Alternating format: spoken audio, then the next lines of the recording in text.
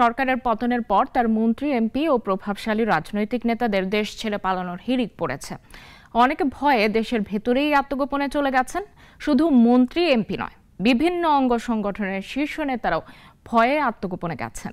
এই তালিকায় আছেন আওয়ামী লীগ দলীয় প্রভাবশালী ব্যবসায়ী ও বিভিন্ন সরকারি প্রতিষ্ঠানের দুর্নীতিবাজ কর্মকর্তা কর্মচারীও।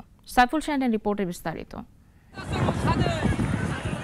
বাংলাদেশ থেকে শেখ হাসিনার নেতৃত্বে আওয়ামী লীগের নজিরবিহীন দুঃশাসন ও স্বেচ্ছাচারিতার অবসান ঘটেছে।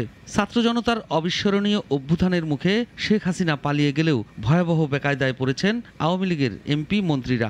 অনেকে সুযোগ বুঝে দেশ ছাড়তে পারলেও আটকে পড়া অনেক এমপি মন্ত্রী ও অসংখ্য নেতাকর্মী প্রাণ ভয়ে পালিয়ে বেড়াচ্ছেন। বিভিন্ন গণমাধ্যমের বরাত বলছে, গত 14 জুলাই থেকে 10 আগস্ট পর্যন্ত 27 দিনে দেশ ছেড়ে পালিয়েছেন 90 জন সাবেক মন্ত্রী, এমপি ও রাজনৈতিক নেতা। এছাড়া বিমানবন্দরে আটক করা হয়েছে অন্তত 10 জন মন্ত্রী, এমপি ও প্রভাবশালীদের।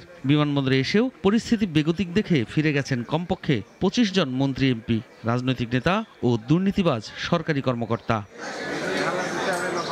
এদিকে সরকার পতনের পর থেকেই পালিয়ে বেড়াচ্ছেন প্রশাসনের শীর্ষ পর্যায়ের বেশ কিছু প্রভাবশালী আমলা। ঊর্ধ্বতন কর্মকর্তারা, বিশেষ করে সচিবরা মহা আতঙ্কে রয়েছেন। তারা নিরাপত্তাহীনতার মধ্যে রয়েছেন। পদোন্নতি বঞ্চিতরা তাদের সামনে পেলে অপমান অপদস্থ করবেন এমন ভয়ও রয়েছে তাদের মধ্যে। পুলিশের সাবেক মহাপরিদর্শক চৌধুরী আবদুল্লাহ আল মামুনও পালিয়ে বেড়াচ্ছেন। খোঁজ নেই বিসিবি সভাপতি নাজমুল হাসান পাপনের। পালিয়েছেন বাংলাদেশ ব্যাংকের গভর্নর আব্দুর রউফ তালুকদার। গত 53 বছর গভর্নর পদে দায়িত্ব পালনকারীদের ইতিহাস পর্যালোচনা করে দেখা যায়, আব্দুর রউফ তালুকদারই একমাত্র গভর্নর যিনি সরকার পতনের পর লাপাত্তা হয়েছেন। শেষ পর্যন্ত অজ্ঞাত স্থান থেকেই শনিবার অর্থ মন্ত্রণালয়ে পদত্যাগপত্র পাঠান প্রবল প্রতাপ দেখানো এই গভর্নর। এছাড়া দেশ ও দেশের বাইরে পালিয়ে বেড়াচ্ছেন বেশ কয়েকজন ব্যবসায়ী, বিচারপতি ও উচ্চপদস্থ আমলা।